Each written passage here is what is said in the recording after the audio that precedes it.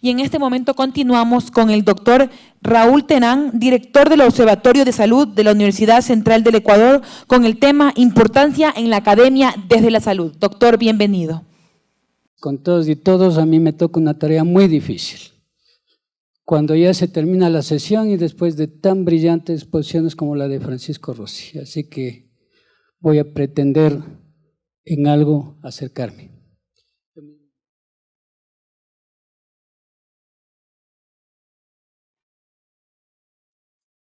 Bueno, yo voy a pretender hablar de estos temas, pero vamos a pasar muy rápido.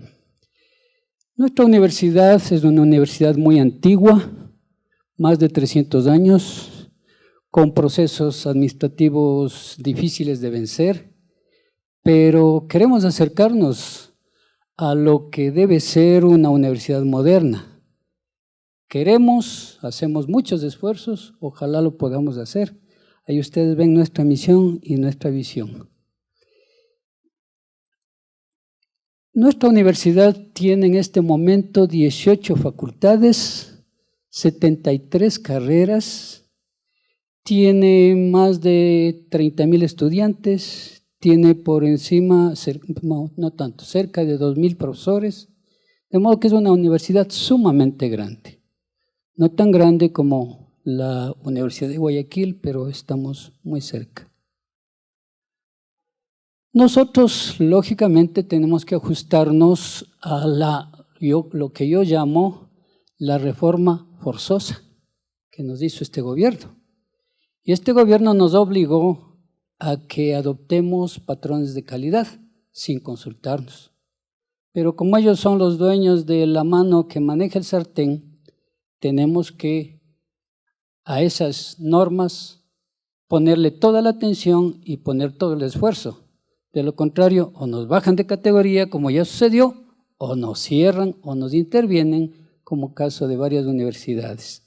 De modo que ahí está la norma legal que ustedes la deben conocer, la pueden acceder y pasamos muy rápido.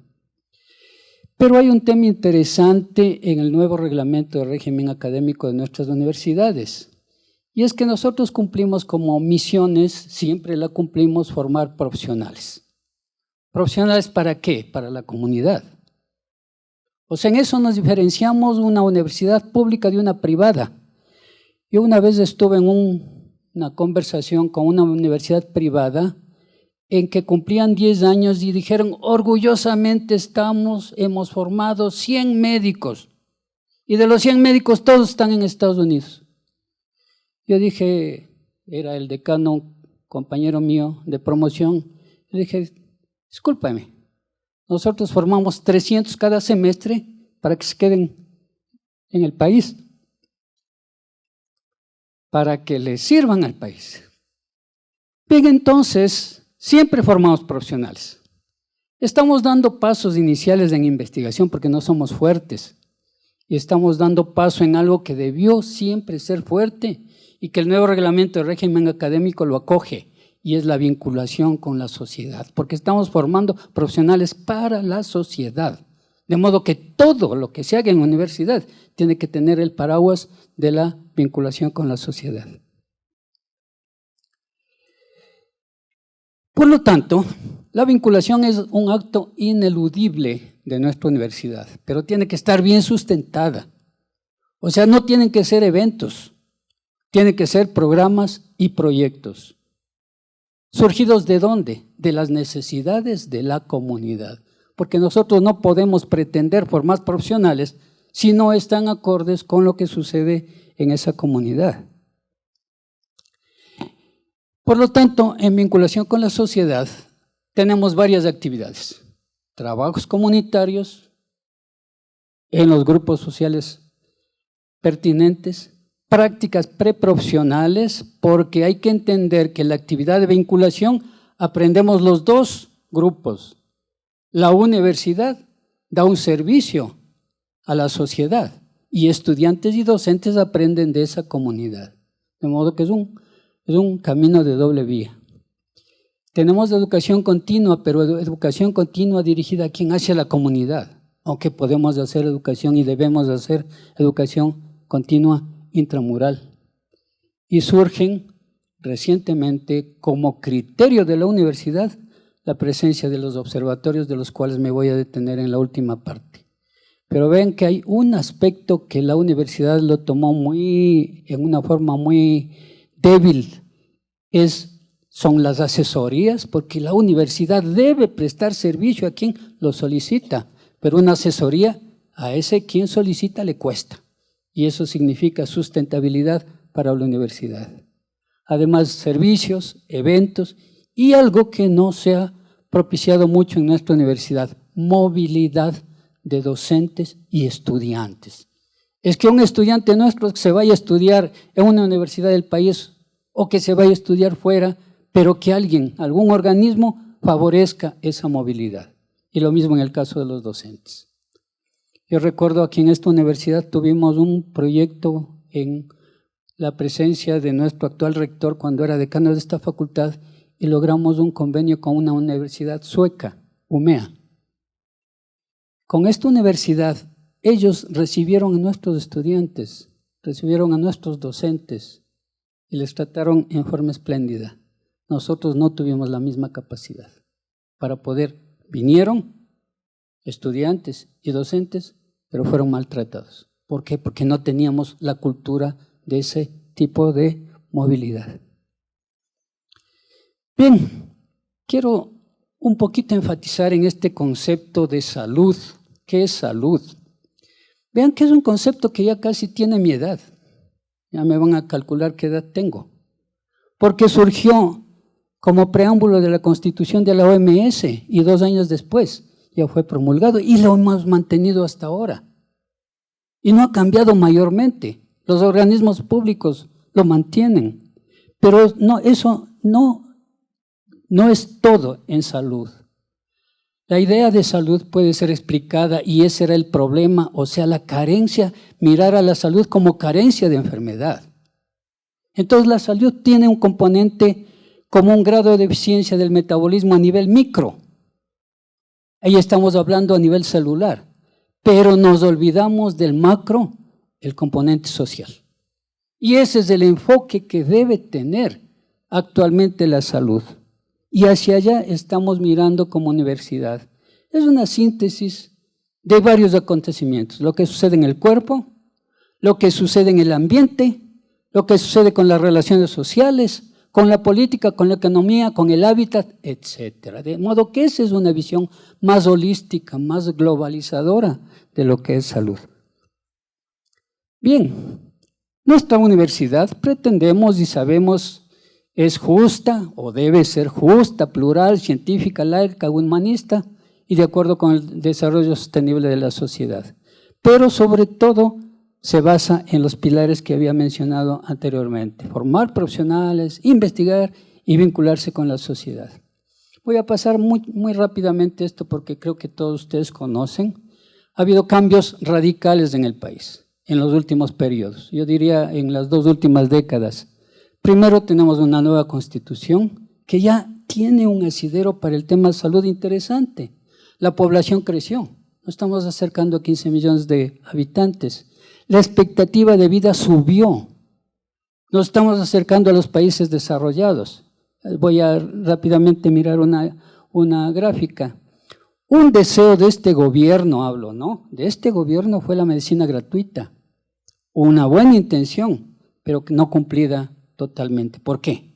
Porque la oferta no cubrió la demanda. De modo que allí existe un déficit. Y en la educación, ahí sí creo que hubo un gran cambio. Nosotros éramos sagrados. ¿Quién le iba a evaluar a un docente universitario? ¿Quién le iba a evaluar a un docente de educación primaria? Si era parte del MPD. Un partido que gobernó la educación, como sucede ahora en México con ese sindicato de maestros. Y ahora estamos obligados a evaluarnos, nos guste o no nos guste, con procesos buenos o malos, pero a evaluarnos y a evaluar lo que hacemos. De modo que yo creo que esa es una de las buenas conquistas que se han dado en estos últimos tiempos. De modo que lo que les decía, nuestra pirámide poblacional cambió de una base muy ancha y un vértice estrecho está convirtiéndose en una que tenga menos base y un poco más de vértice. Ahí está la esperanza de vida al nacer y vean cómo cambió. Vamos a ver en ambos sexos. Del 85 al 90 estábamos en 67.5 años, hasta el 2010 ya estamos en 75 años. Es un cambio radical. Población económicamente activa creció, el desempleo se redujo, el subempleo se redujo, pero yo creo que debe haber crecido en estos últimos periodos, con la crisis económica. No tenemos estadísticas, debe haber crecido, ya no estamos ahí. Y el salario básico lógicamente creció y se mejoró con la dolarización. La Constitución, como ya dije ya, garantiza la preeminencia del derecho a la salud. Y a su vez, esto tiene que estar sustentado, garantizado por el Estado. Y vean cómo creció el presupuesto de salud, lo que ven en las barras amarillas, pero en cambio descendió en relación al Producto Interno Bruto. Bien, entonces la universidad no puede ser un ente como el que yo viví en las épocas que yo era estudiante, muy politizada, tremendamente dogmática, enclaustrada en una jaula de cristal. Mirábamos muy de lejos a la comunidad, mirábamos muy de lejos a la sociedad, mirábamos de lejos a las otras universidades, no se diga con el gobierno, no se diga con las entidades privadas.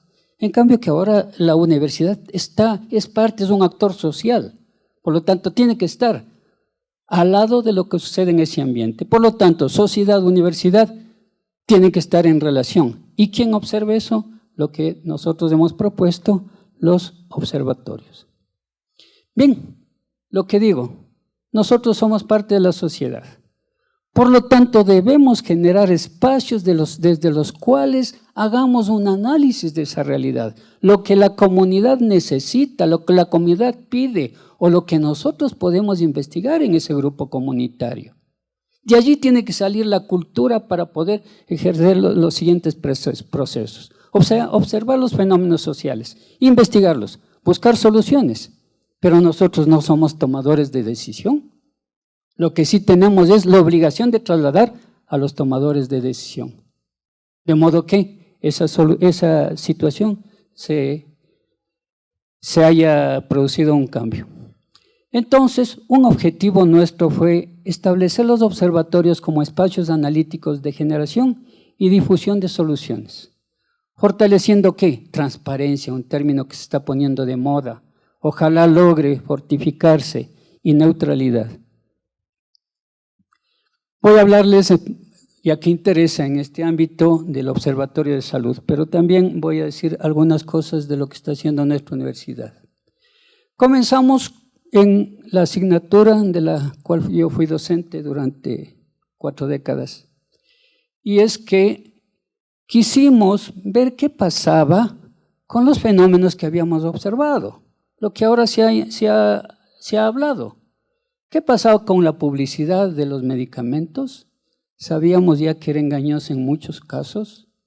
Sabíamos que manipulaba la educación médica, porque lastimosamente la educación continua de los médicos en nuestro medio está a cargo de la industria farmacéutica, con poco soporte de los gremios y con muy poco soporte de la academia. De modo que iniciamos trabajos lógicamente locales, aquí están colegas que ayudaron en este proceso, y llegamos a conclusiones y dijimos esto tenemos que transmitir. Hicimos eventos con los docentes de varias universidades para que incluyan en su malla curricular el tema publicidad engañosa. Todavía nos queda como deuda saber qué ha pasado, entonces ya vamos a proponer algo. Hicimos estudios en cuanto a promoción, o sea, ya no es solo publicidad hacia el gran público, sino promoción hacia el prescriptor, en donde sabemos que también existe manipulación. Hicimos algunos trabajos en relación a este tema, pero una de las joyas nuestras fue el trabajo de uno de los docentes, Farmacología Virtual, una página web, y también cogimos a cargo un proyecto que tenía en el Ministerio de Salud con el UNFA sobre salud sexual y reproductiva y pretendemos revitalizarlo. Pretendemos. Bien, Farmacología Virtual es una página sostenida solamente con el esfuerzo de un docente, desde el punto de vista de su trabajo, desde el punto de vista económico. Soy consciente de que él dedicaba no menos de 8 a 10 horas diarias para mantener esta página y tiene todos estos componentes. Los protocolos terapéuticos que los transmitió al Ministerio de Salud. El Ministerio de Salud cogió los protocolos y puso un escritorio. Y ahí están guardados. Y ahora están trabajando duramente en las guías, cuando ese proceso ya se inició y está terminado. Y lo que había es que actualizarlo. ¿Qué es lo que significa terapia y evidencia? Logramos en nuestra asignatura introducir metodología, aprendizaje basado en problemas, medicina basada en evidencia, lectura crítica, toma de decisiones. Una deuda teníamos, porque yo ya no soy docente de esta facultad, sino estoy en la administración central. No logramos transmitir al resto de asignaturas. Es una pena. Búsqueda virtual, la legislación. Esta página tiene la legislación más completa que existe en el país sobre legislación en medicamentos, a tal punto que los organismos públicos la utilizan. Trabajos de los docentes. ¿Cómo logramos nosotros introducir la farmacología clínica a raíz de una reforma que comenzó en el 1998? Y luego nosotros logramos concluirla e introdujimos por fin la asignatura de farmacología clínica. Un éxito que ahora veo que está siendo revisada. Un éxito reconocido hasta por nuestros detractores. Noticias, medicamentos esenciales y sobre todo correo de medicamentos. Una información en su época semanal sobre noticias producidas sobre medicamentos a nivel mundial. Lastimosamente el profesor que mantenía esto se jubiló y estamos en proceso de integrarlo al Observatorio de Salud para que persista. Bueno, ¿y por qué observatorio en la salud? De la salud en la universidad y en general observatorios. Un observatorio es un organismo ciudadano, por lo tanto puede estar ubicado en cualquier sector de la ciudadanía. Pero nosotros pretendemos que también se ubiquen en las universidades. Somos un organismo académico. En salud creemos que formamos los mejores profesionales, hemos sido acreditados por el último proceso. Tenemos la obligación de velar por el bienestar de los ecuatorianos, pero tenemos la obligación de devolver lo que esa ciudadanía invierte en nosotros. Somos un organismo crítico, constructivo, propositivo y sobre todo no tenemos lo que acaba de hablar Francisco, el lobbying, no tenemos conflictos de intereses. Suponemos que no tenemos conflictos de interés. Bien, hemos logrado una participación inter y transdisciplinaria en los varios proyectos. Lo que antes era una actividad propia de una facultad, propia de una asignatura, ahora hemos logrado esa inter y transdisciplinariedad. Difícil palabra. Bien, entonces van a ver que en algunos proyectos estamos actuando con varias facultades, varias carreras de las facultades, e inclusive estamos actuando con organismos extrauniversitarios. Por ejemplo, tenemos un trabajo con el Ministerio de Salud Pública, precisamente con el órgano regulador, con el ARSA. Tenemos trabajo con la superintendencia que está auspiciando este evento, la superintendencia de control de poder del mercado y varios otros organismos, pero también tenemos trabajo con otras universidades, que lo van a ver en que es la última gráfica en la que voy a terminar. ¿Qué proyectos tenemos? Primero, nuestro paraguas, como yo digo, cada cual va con el agua a su molino, ¿no es cierto? Como yo fui docente de farmacología, la mayor parte de proyectos son de medicamentos, y ustedes lo van a ver ahí. Entonces, por ejemplo, nuestro paraguas, nuestro paradigma es empleo racional de medicamentos. ¿Y cómo así empleo racional? Porque sabemos, pero no está documentado que existe un empleo irracional, pues. Y eso todo el mundo lo puede decir, pero no tenemos documentación que pruebe esta aseveración.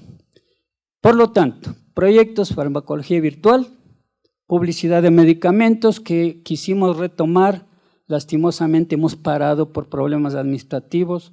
Por ejemplo, ahí estábamos con el ARSA y el ARSA acaba de irse a Guayaquil, como ustedes deben saber. Decisión como antes se analizó, totalmente incorrecta al parecer. ¿Por qué? Porque es una dependencia del Ministerio de Salud Pública, pues. Y lo que vemos es que el Ministerio de Salud Pública va perdiendo el rol rector frente a estos organismos, como perdió con Enfarma. Y vean que Enfarma acaba de ser liquidado. Publicidad de los medicamentos, entonces, control de calidad. Vean lo interesante.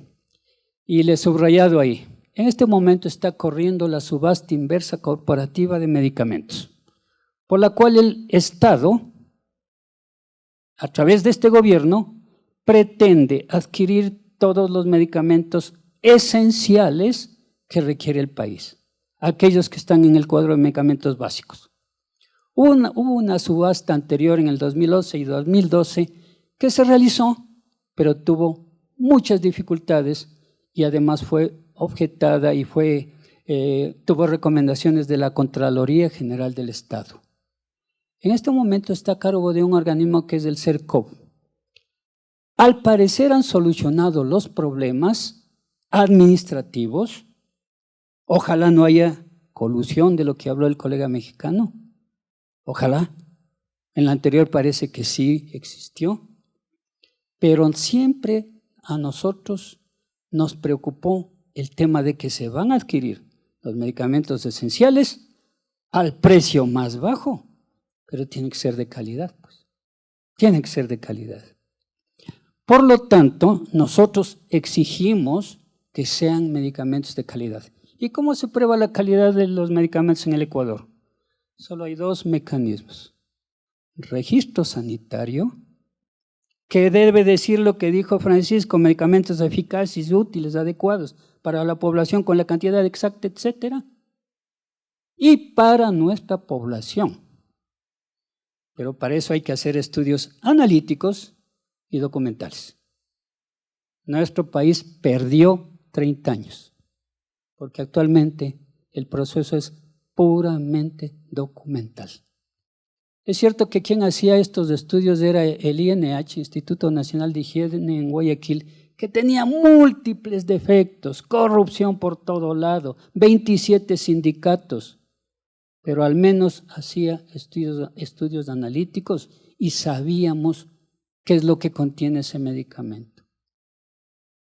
Este momento es solo documental, con la esperanza de que se haga algo que ya está legislado, escrito en papel, el control por registro que no se ha iniciado, como proceso para todo medicamento registrado. Entonces, mi pregunta muy lógica es, ¿qué pasa con un medicamento que tenga un conflicto en el momento en que salga al consumo de la población en general, en que serán miles y puede que hasta millones de sujetos que lo utilicen y que tengan efectos indeseables? Y el medicamento ya se despachó y se vendió y se distribuyó a todo el país. Por suerte, hasta ahora creo que no ha sucedido y ojalá no suceda. Bien, control de precios.